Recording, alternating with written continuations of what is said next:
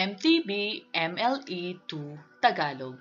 Ikalawang markahan, Aralin 6. Pagsulat o pagkopya ng mga parirala at pangungusap gamit ang paraang dikit-dikit. Ito ang ating tatalakayin ngayong araw.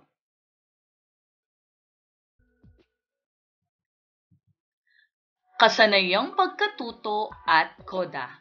Write or copy words, phrases, and sentences with proper strokes, spacing, punctuation, and capitalization using cursive writing.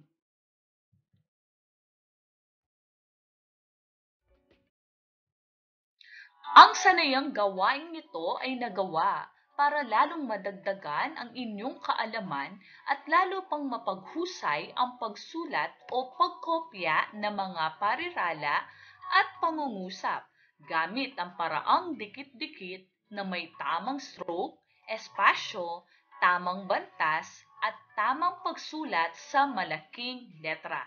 Kayo, marunong na ba kayong sumulat sa paraang dikit-dikit? Ano-ano ang mga dapat ninyong tandaan? Halina, ating talakayin ang mga ito.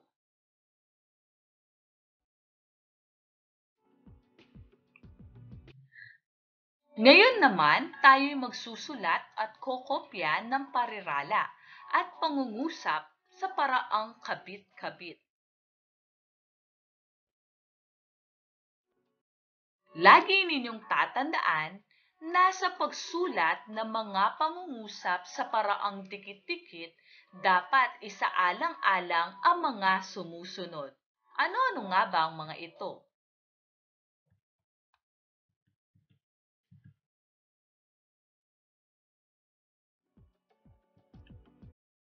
Una, tamang stroke o hugis ng mga letra, malaki man o maliit ang pagsulat. Kung inyong mapapansin, ipinapakita sa chart ang tamang hugis o stroke ng malaki at maliit na letra.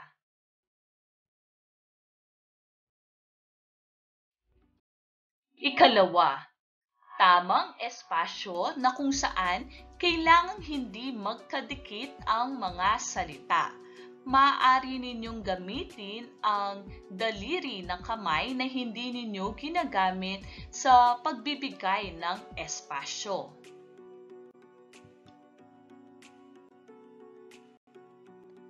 Ikatlo, tamang bantas sa hulihan pagkatapos ng huling salita. Kung inyong matatandaan, pinag-aralan na natin ang mga iba't ibang mga bantas na ginagamit sa pangungusap. Mayroon tayong tandang padamdam, tandang pananong, at tuldok.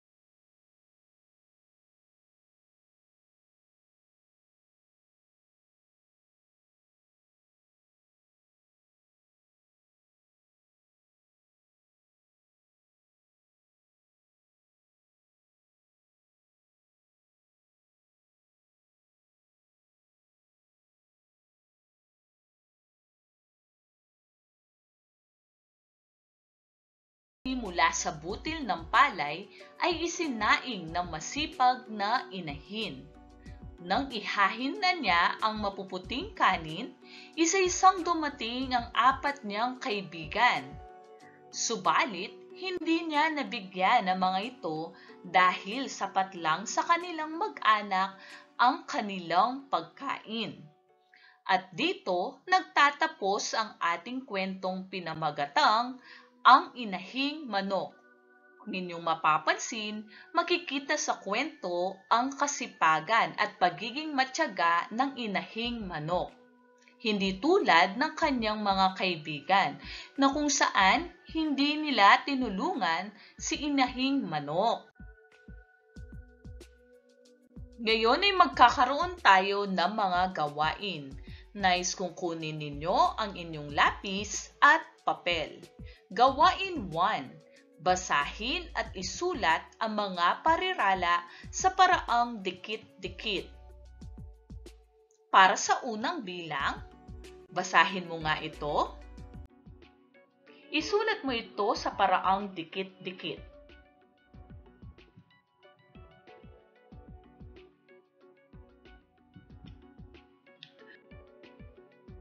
Kalawang bilang. Nais kong basahin nyo ito at isulat sa paraang dikit-dikit.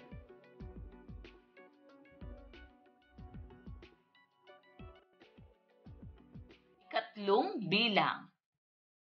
Basahin ang parirala. Isulat ito sa paraang dikit-dikit.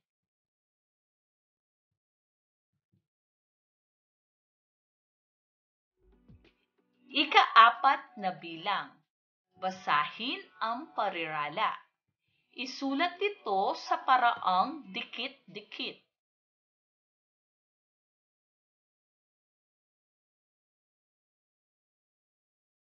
Ika-5 bilang. Nais kong basahin ninyo ang parirala. Isulat ito sa paraang dikit-dikit.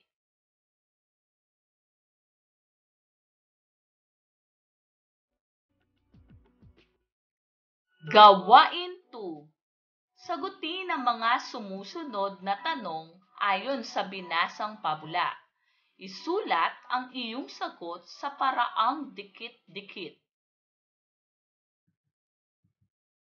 Number 1. Ano ang nakita ng inahing manok? Ano ang nakita ng inahing manok?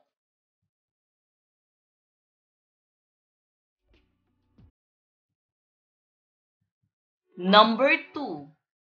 Sino-sino ang kanyang pinakiusapan upang magtanim? Sino-sino ang kanyang pinakiusapan upang magtanim?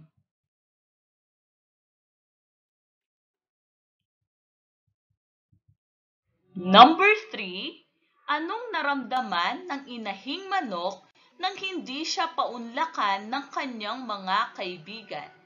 Ano ang naramdaman ng inahing manok nang hindi siya paunlakan ng kanyang mga kaibigan?